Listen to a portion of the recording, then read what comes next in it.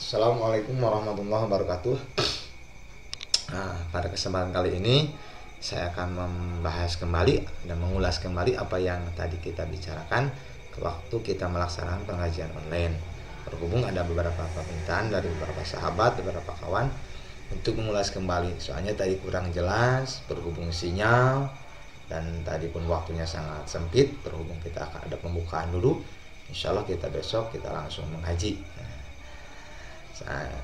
Kita yang tadi tanyakan bagaimana pertama untuk mengisi kitab Irsyadul Murid, kita isi dulu mukadimahnya. Mukadimah yang perlu kita isi adalah markaz, yakni titik koordinat, lokasi yang akan kita jadikan sebagai pusat acuan perhitungan kita.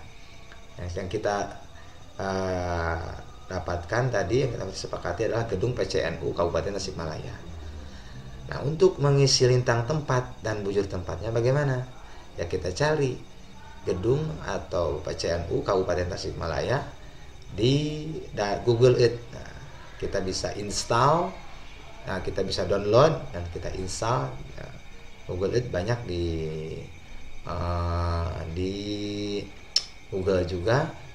Kita klik di share di tempat di searching di tempat pencarian Google Earth. Tapi usahakan kita install yang pro ya, dan versi yang paling terbaru. Seperti saya ini versi paling terbaru 7,33, ini versi 2020. Selanjutnya kalau kita sudah menginstal nanti akan timbul seperti ini, lalu kita buka dan kita cari di tempat pencarian.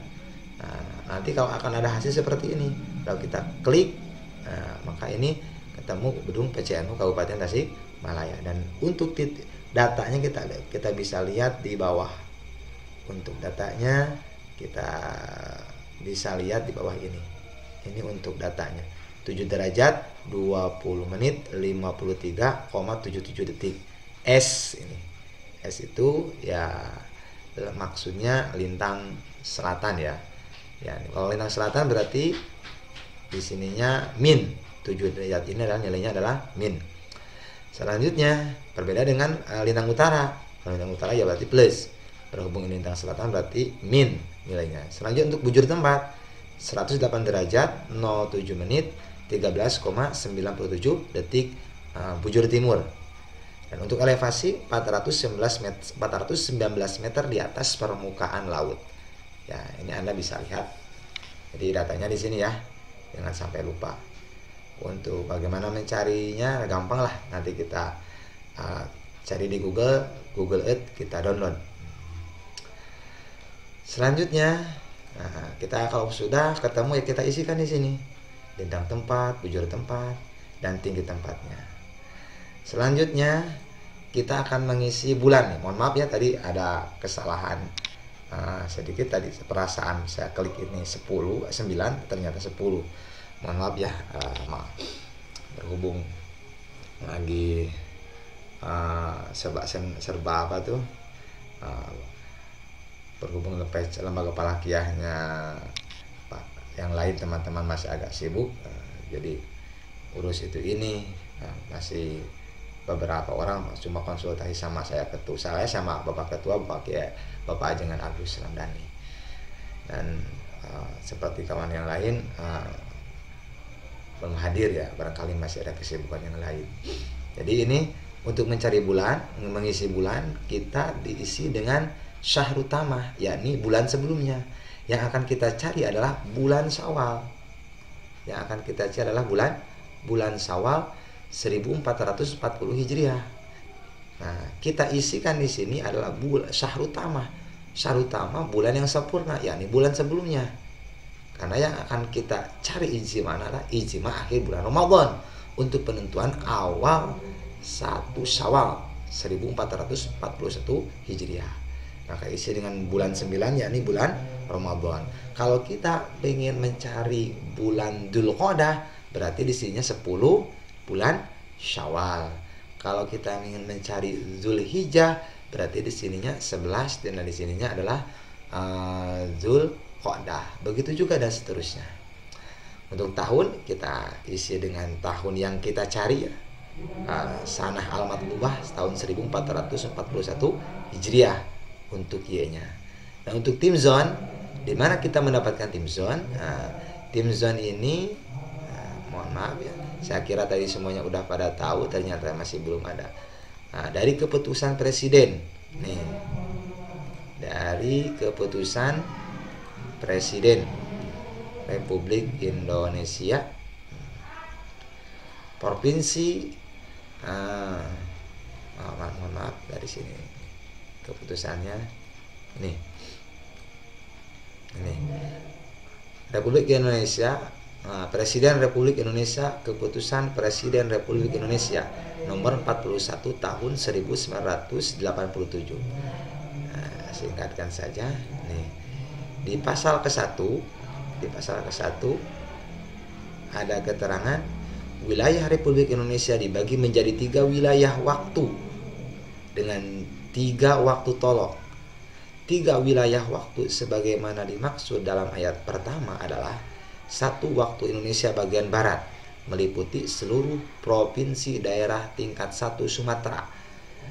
2. Atau B, seluruh provinsi daerah tingkat 1 Jawa dan Madura. Selanjutnya, provinsi daerah tingkat 1 Kalimantan Barat, provinsi daerah 1 Kalimantan Tengah. Itu untuk wilayah Indonesia bagian waktu Indonesia bagian Barat, atau sering disingkat dengan WIB. Selanjutnya, yang kedua, waktu Indonesia bagian Tengah alias WIT, provinsi daerah tingkat 1 Kalimantan Timur, provinsi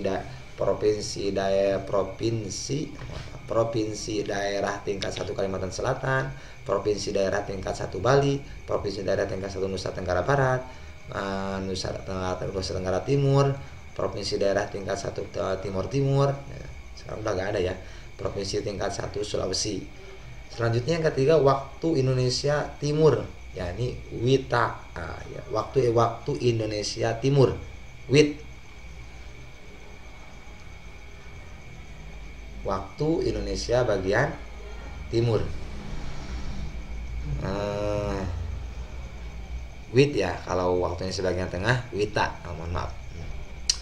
Meliputi provinsi daerah tingkat 1 Maluku, provinsi daerah tingkat 1 Irian Jaya. Nah, selanjutnya, jadi sini mohon diingat. Selanjutnya, nih, tingkat wilayah